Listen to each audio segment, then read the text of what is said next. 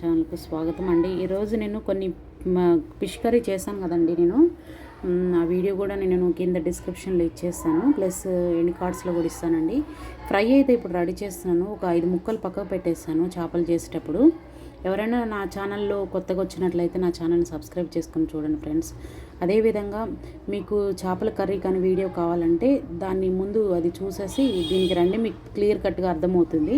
అందులో ఫిష్ కలిపే విధానం కూడా మధ్యలో ఉంచాను.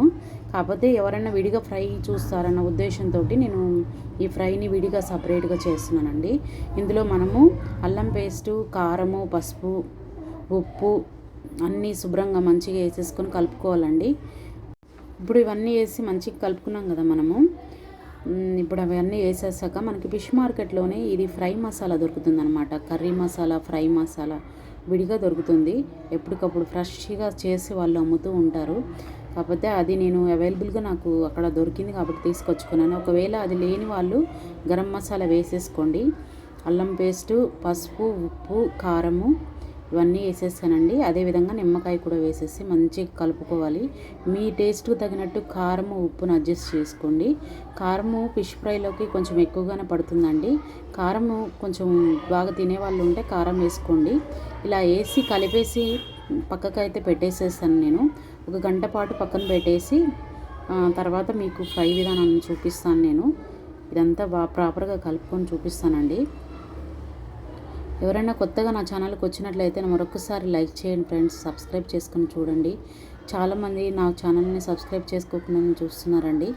చూడండి, నా రెసిపీస్ కానీ మీకు నచ్చినట్లయితే లైక్ ఇవ్వండి. అదేవిధంగా కామెంట్స్లో తెలియపరచండి ఫ్రెండ్స్. ఏ ఐటమ్స్ కావాలి మీకు ఏంటనేది నాకు తెలియపరిచినట్లయితే నేను మీకు ఆ ఐటమ్స్ చేయడానికి నీకు ప్రయత్నిస్తానండి. నాకు వీలైన టైమింగ్స్లో నేను చేసి మీకు ఇస్తాను అన్నమాట. రెసిపీస్ మీకు పెడతాను. అదేవిధంగా ఇప్పుడు ఈ విధంగా ప్రాపర్గా కలుపుకున్నానండి. నాకు కొంచెం కారం తక్కువగా పడుతుంది, అందుకోసం అనేసి నేను కారం కొంచెం వేసుకుంటున్నాను. ఇంకా కొంచెం కారం కూడా వేసేసుకొని నేను ప్రాపర్గా కలుపుకుంటానండి. పిల్లలు ఆడుతూ ఉన్నారు, కొంచెం డిస్టర్బెన్స్గా ఉంటే అర్థం చేసుకోండి ఫ్రెండ్స్. ఈవినింగ్ టైంలో పిల్లలు కొంచెం ఆడుతూ ఉన్నారు. నేను యాక్చువల్లీ అసలు ఇది ఐస్ ఓవర్ ఇస్తున్నాను అనమాట.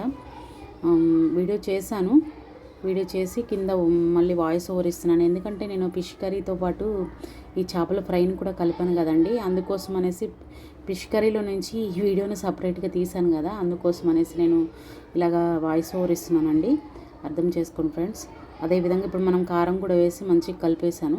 ఈ కలిపేసి పక్కన పెట్టేసుకోవాలండి. 1 గంట పాటు పక్కన పెట్టేసేసుకొని మనము తర్వాత ఫ్రై విధానం చూద్దాము. ఫిష్ ఫ్రై ముక్కలన్నీ కలిపి పెట్టాము కదండి. 1 అవర్ అయిపోయింది నాకు. 1 అవర్ ఇప్పుడు నేను నూనె వేసి వేయించేసుకుంటున్నాను. నూనె వేసేసి పెట్టేస్తానండి. ఇప్పుడు మళ్ళీ ఇది వేయడం కోసం నేను ఏం చేస్తానంటే మూత పెట్టేస్తాను అనమాట. మూత పెట్టేసి వేయించేసుకోవడమే. రెండో వైపు కూడా టర్న్ చేసేసుకొని ఫిష్ ముక్కలన్నిటిని బాగా వేయించేసుకుందామండి. వేయించాక చూపిస్తాను మీకు నేను. ఈ విధంగా వేయించేస్తున్నాను. ఈ విధంగా అన్ని ముక్కల్ని వేయించేసుకొని తీసుకోవడం అనేది చాలా సింపుల్గా ఈజీగా ఫిష్ ఫ్రై రెడీ అయిపోయింది కదా ఫ్రెండ్స్. ఈ విధంగా మొత్తం ముక్కలన్నీ వేయించేసుకోవాలండి. అంతే అండి ఈరోజు వీడియో. ఈ వీడియో కానీ మీకు నచ్చినట్లయితే లైక్ చేయండి ఫ్రెండ్స్, షేర్ చేయండి, సబ్స్క్రైబ్ చేసుకోండి. థ్యాంక్ యూ ఫర్ వాచింగ్ అండి.